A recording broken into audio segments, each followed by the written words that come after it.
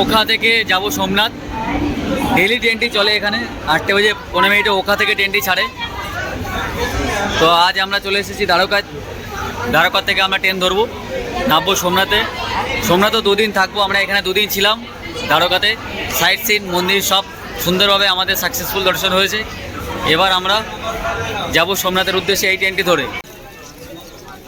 হিন্দু ধর্মগ্রন্থ অনুসারে এখানে স্নান করলে পাপ মোচন হয়। বলা হয় শ্রীকৃষ্ণ তার পার্থিব দেহ ত্যাগের আগে এই সঙ্গমস্থলের কাছে একটি অশ্বত্থ গাছের নিচে বিশ্রাম নিয়েছিলেন।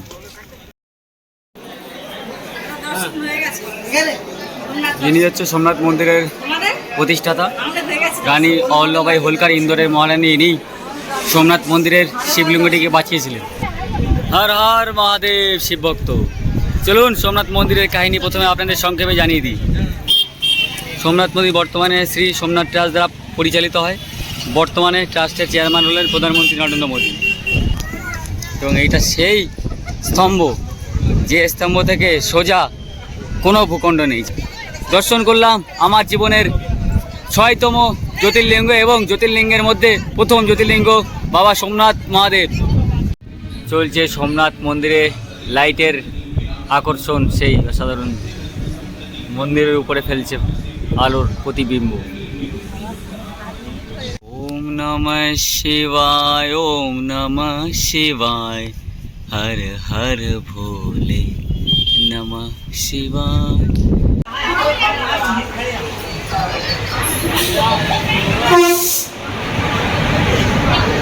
তো আমাদের ওখা থেকে যাব সোমনাথ।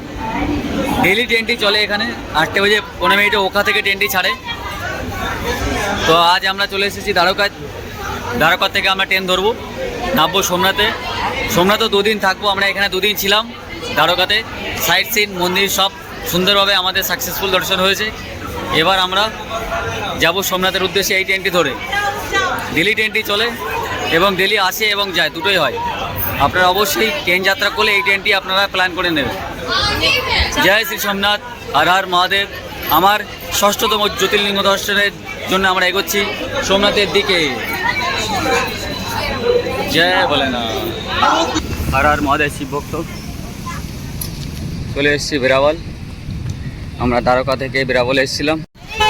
জয় সোমনাথ, জয় ত্রিবেণী সঙ্গম। চলে এসেছি হিরণ কপিলা সরস্বতী 3টে নদীর মিলনস্থল, যেখানে এসে স্নান করতে হয়, তবে সোমনাথ দর্শন করতে হয়। তার জন্য আমরা চলে এসেছি ত্রিবেণী সঙ্গমে। যাবো এর ভেতরে, স্নান করব। গুজরাটের সোমনাথ মন্দিরের কাছে অবস্থিত ত্রিবেণী সঙ্গম হলো হিরণ কপিলা এবং সরস্বতী নদীর পবিত্র মিলনস্থল, যা আরব সাগরে পতিত হয়। এটি হিন্দু বিশ্বাসে অত্যন্ত পবিত্র তীর্থস্থান, যেখানে পাপ মুক্তির জন্য স্নান ও পিতৃপুরুষদের পিণ্ডদান করা হয়। সোমনাথের এই সঙ্গমস্থলে আধ্যাত্মিক গুরুত্ব প্রাচীনকাল থেকেই সুপরিচিত। সোমনাথ মন্দির থেকে মাত্র কয়েক কিলোমিটার দূরেই গুজরাটের গির সোমনাথ জেলার এই সঙ্গমে অবস্থিত। হিন্দু ধর্মগ্রন্থ অনুসারে এখানে স্নান করলে পাপ মোচন হয়। বলা হয় শ্রীকৃষ্ণ তার পার্থিব দেহ ত্যাগের আগে এই সঙ্গমস্থলের কাছে একটি অশ্বত্থ গাছের নিচে বিশ্রাম নিয়েছিলেন।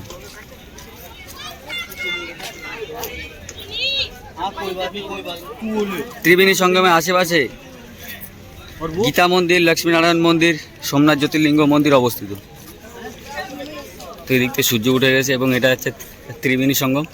সবাই এখানে এসে পাপ মোচন করার জন্য স্নান করেন। এখানে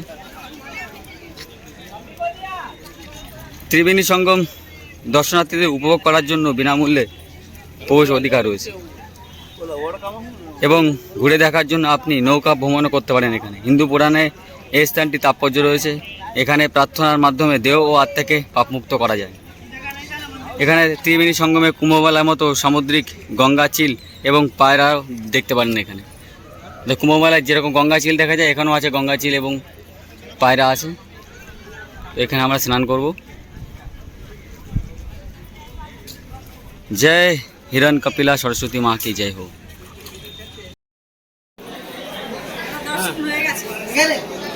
যিনি হচ্ছে সোমনাথ মন্দিরের প্রতিষ্ঠাতা রানী অহল্যাবাই হোলকার, ইন্দোরের মহারানী, ইনি সোমনাথ মন্দিরের শিবলিঙ্গটিকে বাঁচিয়েছিলেন। সেই পুরনো শিবলিঙ্গ উনি এখানে স্থাপিত করেছিলেন, সেটা এসেছি আমরা দর্শন করতে, সেটাই আমি আপনাদের দেখাবো।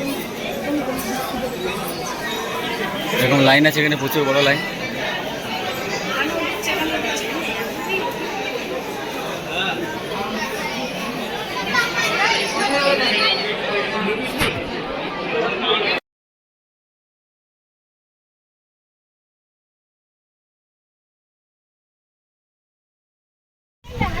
হর হর মহাদেব শিব ভক্ত। চলুন সোমনাথ মন্দিরের কাহিনী প্রথমে আপনাদের সংক্ষেপে জানিয়ে দিই।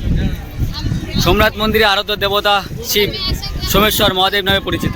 পুরাণ অনুসারে সত্যযুগ সোমেশ্বর মহাদেব, ভৈরবেশ্বর ত্রেতা যুগে, শ্রাবণীকেশ্বর ও দাপর যুগে শ্রী গলেশ্বর নামে পরিচিত ছিলেন। চাঁদ ও তার স্ত্রী রোহিণীর প্রতি অত্যাধিক আসক্তি ছিল এবং অন্য 26টি স্ত্রীকে উপেক্ষা করতে থাকতেন।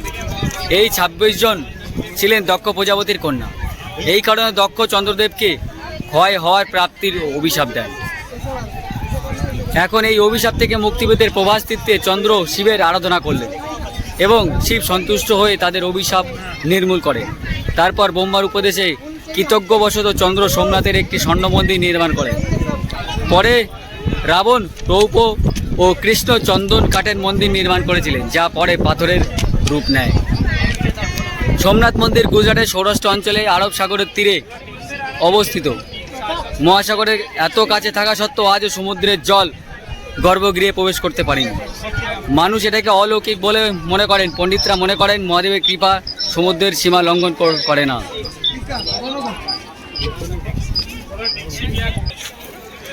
মন্দিরে ঢোকার জন্য আপনাদের জুতো এবং মোবাইল ফোন রেখে যেতে হবে।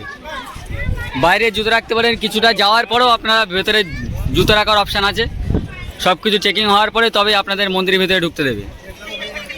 গুজরাটের প্রভাসপাটনে অবস্থিত সোমনাথ মন্দির ভগবান শিবের 12টি পবিত্র জ্যোতির্লিঙ্গের মধ্যে প্রথম। এটি চিরন্তন পীঠ নামে পরিচিত, কারণ এখানে বহুবার ধ্বংস ও লুণ্ঠন হওয়ার পরেও পুনর্নির্মিত হয়েছে। মন্দিরটি বারবার আক্রমণকারী সুলতানদের দ্বারা ধ্বংসের মুখোমুখি হয়েছে, যার মধ্যে উল্লেখযোগ্য 1000 খ্রিস্টাব্দে মাহমুদ গজনি। বর্তমানে মন্দিরটি 1947 সালে সর্দার বল্লভভাই প্যাটেলের উদ্যোগে নির্মিত হয়েছে এবং মন্দিরের মধ্যে সর্দার বল্লভভাই প্যাটেলের একটি মূর্তিও আছে। 1951 সালে রাষ্ট্রপতি দ্বারা উদ্বোধন করা হয়েছিল। বর্তমান মন্দিরটি চৌলক্য বা মারু গুর্জর স্থাপত্য শৈলীতে নির্মিত। সোমনাথ শব্দটি অর্থ চন্দ্র দেবতার রক্ষাকর্তা। কথিত আছে সোমনাথের প্রথম মন্দিরটি খ্রিস্টের জন্মের আগেও বিদ্যমান ছিল। মন্দিরের কাছে যেতে পারবো না, তাই দূর থেকে ভিডিও করছি। গুজরাটের বল্লভভাই যাদব রাজারা 649 খ্রিস্টাব্দে দ্বিতীয় মন্দিরটি নির্মাণ করেন এবং 725 খ্রিস্টাব্দে সিন্ধের আরব শাসনকর্তা জুনাখেদ তার সৈন্যবাহিনী পাঠিয়ে এই মন্দির ধ্বংস করে দেন। তারপর 1851 খ্রিস্টাব্দে উজ্জর প্রতিহার রাজা দ্বিতীয় নাগ ভট্ট সোমনাথের তৃতীয় মন্দিরটি নির্মাণ করেন। এটা হচ্ছে মন্দিরের বাইরে আছে, এখান থেকে আমার মন্দিরের ছোঁয়া দেখতে পাচ্ছি এবং এখানে মহারাজের মূর্তি বিরাজমান। আর চারপাশটা এরকম শিব ঠাকুরের দেয়ালে দেয়ালে ছবি আঁকা আছে। এখানে একটা দুখানা মন্দির আছে, লক্ষ্মীনারায়ণ মন্দির, ওপাশে একটা মন্দির আছে, সুন্দর বেশ।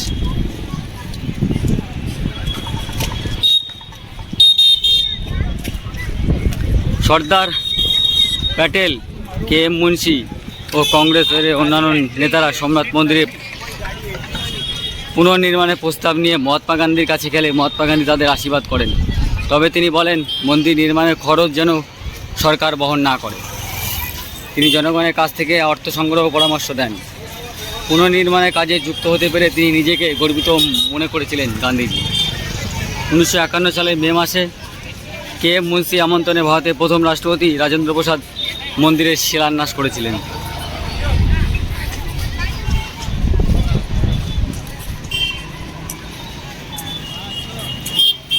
সোমনাথ মন্দির বর্তমানে শ্রী সোমনাথ ট্রাস্ট দ্বারা পরিচালিত হয়। বর্তমানে ট্রাস্টের চেয়ারম্যান হলেন প্রধানমন্ত্রী নরেন্দ্র মোদী।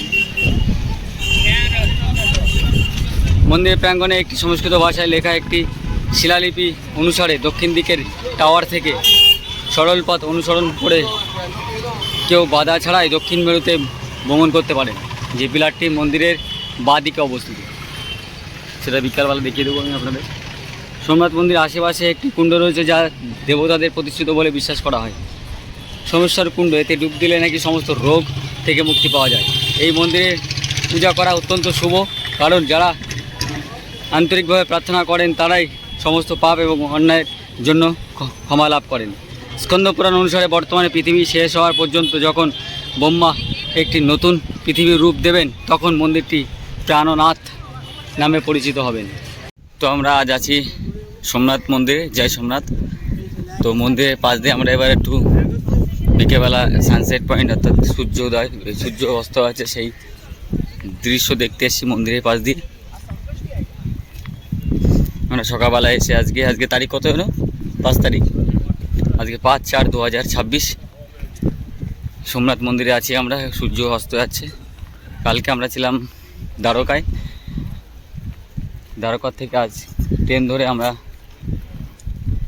সোমনাথে চলে এসেছি। সোমনাথে সূর্য অস্ত যাচ্ছে এবং পাশে মন্দিরের আশ্চর্য দৃশ্য। ছবি তো মন্দিরটির 3টি প্রধান অংশ রয়েছে: গর্ভগৃহ, সভামণ্ডপ ও নৃত্যমণ্ডপ, যার উচ্চতা প্রায় 155 ফুট। মন্দিরের চূড়ার উপরে অবস্থিত পতাকার মাস্তুলটি 37 ফুট লম্বা, যা প্রতিদিন 3 বার পরিবর্তন করা হয়। মন্দিরের দেয়ালে ভগবান বিষ্ণু শিবের ভাস্কর্য রয়েছে। স্কন্দপুরাণের ভাস্কান্তে লেখা আছে, দেবী পার্বতীর প্রশ্নের উত্তরে ভগবান শিব বলেছেন যে মন্দিরটির নামকরণ 4 বার করা হয়েছে। মূল মন্দিরটি কক্ষটি 56টি স্তম্ভ দ্বারা স্থাপিত ছিল এবং কেবলমাত্র একটি দীপাম ছিল, যা সমগ্র মন্দিরটিকে আলোকিত করত। কারণ মূর্তি এবং দেয়ালে প্রচুর পরিমাণে রত্ন খচিত ছিল, যা একক দীপমকে প্রতিফলিত করে সমগ্র মন্দিরকে আলোকিত করত।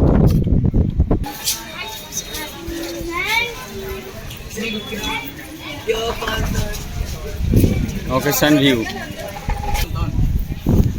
এই শিবাজির মূর্তিটা আছে ঠিক পাশে আছে অকেশন ভিউ পথ। ওই পথ ধরে আপনাদের এখানে আসতে হবে কাউন্টারে। এখান থেকে 5 টাকাতে টিকিট কাটতে হবে। তারপরে আপনারা এই সমুদ্রের পাশে এখানে যেতে পারবেন, যেটা আপনার মন্দিরের পাশে যে রাস্তাটা আছে ওই রাস্তাটা দেখার জন্য।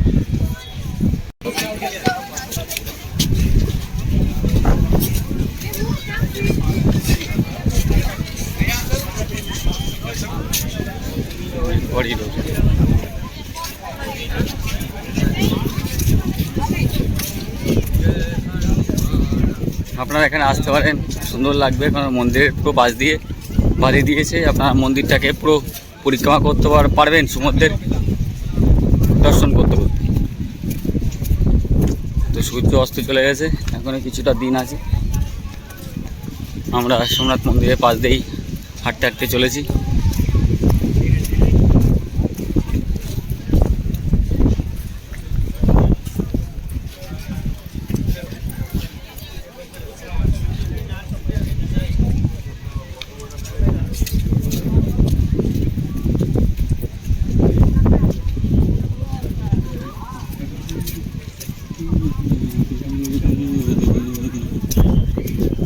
চলে এসেছি বাবার মন্দিরের একদম পাশে। সাধারণ দৃশ্য, এবং এইটা সেই স্তম্ভ, যে স্তম্ভ থেকে সোজা কোনো ভূখণ্ড নেই, যেটা আমাদের বহু বছর আগে বিজ্ঞানের আবিষ্কারের আগে মনীষীরা এইটা আবিষ্কার করে ফেলেছে। দেখতে পাচ্ছেন শিবের ত্রিশূল দেওয়া আছে। আর এই যে সোমনাথ মন্দির, এই সোজা পুরো ভূখণ্ড, পুরো সমুদ্র, নীল জল আছে এখানে। কোনো এরপরে আর কোনো ভূখণ্ড নেই, সমুদ্র আর সমুদ্র। এইমাত্র সূর্য অস্ত গেল, এখন বাজে 7:20 তারিখ হচ্ছে 5/4/2026। দর্শন করলাম আমার জীবনের 6তম জ্যোতির্লিঙ্গ, এবং জ্যোতির্লিঙ্গের মধ্যে প্রথম জ্যোতির্লিঙ্গ বাবা সোমনাথ মহাদেব।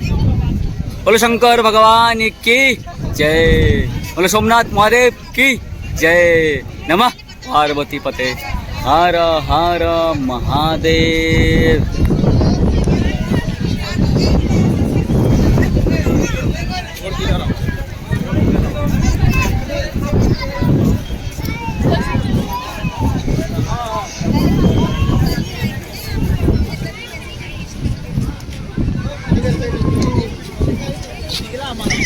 এত সমুদ্রে জলের ঢেউ অথচ মন্দিরকে কোনোদিন ক্ষতি করেনি।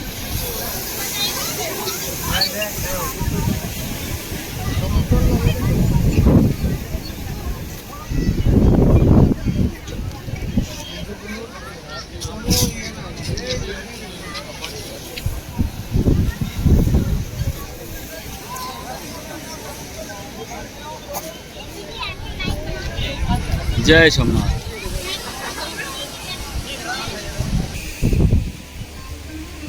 জয় সোমনাথ।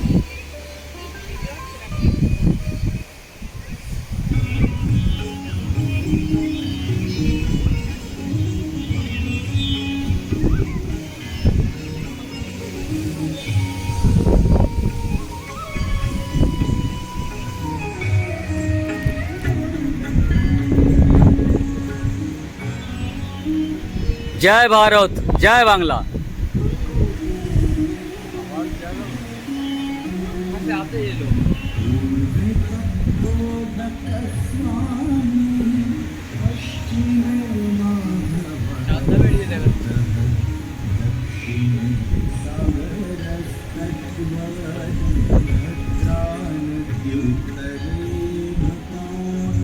চলছে সোমনাথ মন্দিরে লাইটের আকর্ষণ, সেই অসাধারণ মন্দিরের উপরে ফেলছে আলোর প্রতিবিম্ব।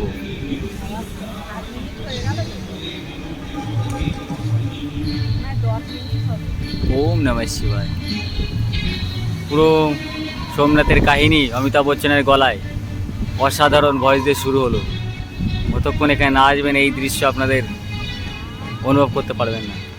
অবশ্যই সোমনাথে আসবেন গুজরাটে। এবং 7:30টার পরে শুরু হয় লাইট, যেটা মন্দিরের উপরে ফেলে মন্দিরের ইতিহাসগুলোকে দেখানো হয়।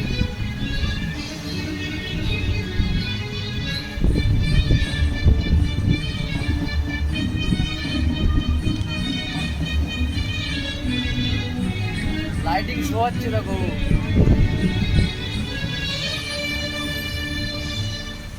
জয় ভোলেনাথ। ओम नमः शिवाय, ओम नमः शिवाय, हर हर भोले नमः शिवाय। गंगाधराय शिव गंगाधराय, हर हर भोले नमः शिवाय। श्री राम जय राम, श्री राम जय राम। তিনখানা মণ্ডপ পার করেই মেন মণ্ডপ এই লম্বাটা, এই লম্বার মধ্যেই ভগবান শিব বিরাজমান। প্রায় 3 থেকে 4 ফুট মতো মোটা মতো বাবার শিবলিঙ্গ আকৃতি, এত সুন্দর সাজিয়ে রেখেছে, অসাধারণ দৃশ্য, দুর্দান্ত।